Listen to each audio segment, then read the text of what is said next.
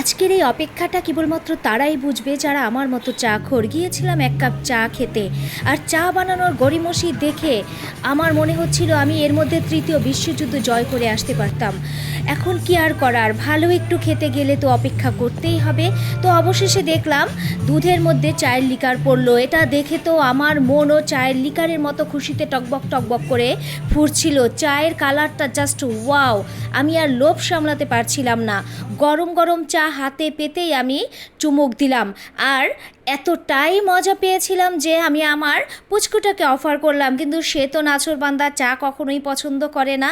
তারপর আমি তার মুখে জোর করে দিতে যেয়ে মুখটা ফেললাম পুড়িয়ে। তো কি আর করার, কিন্তু আমার ছেলে সে দুঃখটা ভুলে গেল যখন চাটা তার মুখে পড়লো।